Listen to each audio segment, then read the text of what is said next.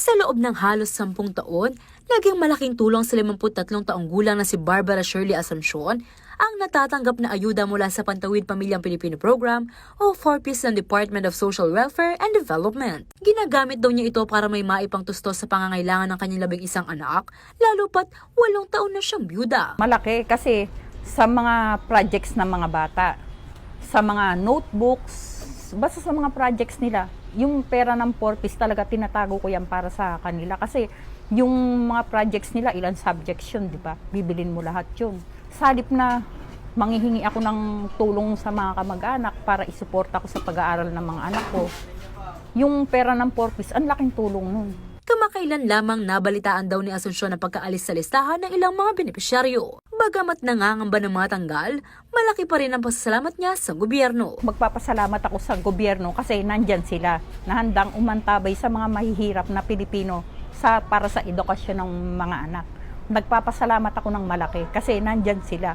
Handa silang sumuporta. Sa tala ng DSWD Region 3 as of May 31, 2023, mayroong 274,057 na benepisyaryo ng 4Ps sa Central Luzon. Sa bilang na ito, marami na ang naalis. Alinsunod na rin sa sinabi ni Pangulong Ferdinand Marcos Jr. sa kanyang State of the Nation address noong nakaraang taon. Upang matiyak na mapupunta sa kwalipikadong mga pamilya ang tulong na pamahalaan sa pamamagitan na 4Ps o Pantawid Pamilya Pilipino Program, titiyakin natin na malilinis ang listahan ng benepisyaryo.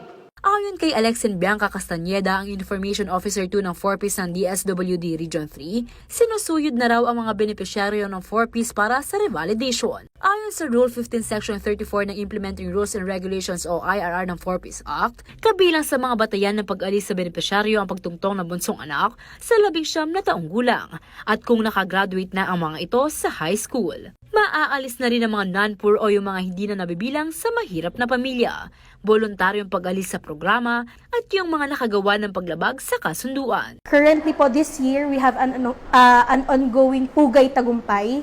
Ang Pugay Tagumpay ay ang ceremonial graduation ng mga Pantawid Pamilyang Pilipino Program beneficiaries sa buong gitnang Luzon. Sa Bataan, Nueva Ecija at Tarlac, aabot na sa 2,715 ang nakapagtapos sa programa. 2,061 ang mula sa Tarlac. Mayroon namang 1,017 na pending graduates pa sa nasabing mga lalawigan. Majority ng ating mga beneficiaries have been staying in the program for almost like 12 years, 13 years.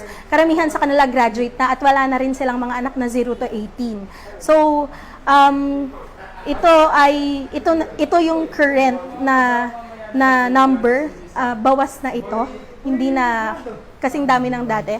Pero meron tayong mga bagong beneficiaries under the Set 12 at sila yung papalit naman doon sa mga nakagraduate na sa programa. Patuloy din ang revalidation para sa mga benepisyaryo na maaari nang magtapos. But the DSWD Region 3 assures naman na kapag graduate na yung ating mga 4Ps beneficiaries mula sa programa ay patuloy pa rin aalalay ang DSWD. Ganon din naman na naka-align sa sinabi din ng ating DSWD Secretary Rex Gatchalian na hindi naman sila maiiwan kapag sila ay umalis na sa programa. Binigyang linaw naman ni Castañeda na ang 4Ps ay hindi ina-applyan. Ang Pantawid Pamilyang Pilipino Program po ay isang program na hindi ina-applyan.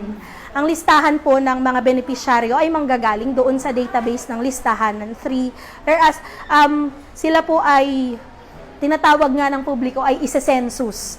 But ang term po talaga ng departamento doon ay ang enumerate sa kanila. So, i-confirm, bibisitahin po sila sa kanilang mga bahay to confirm kung talagang nabibilang sila sa mga mahihirap. Samantala, maaari raw ipagbigay alam sa tanggapan ng DSWD kung mayroong impormasyon ukol sa mga hindi deserving na benepisyaryo. Totoo lang naman ma'am, walang perpektong sistema o programa. Kaya we have safety controls dun po along the way of the process of selecting yung mga beneficiaries natin.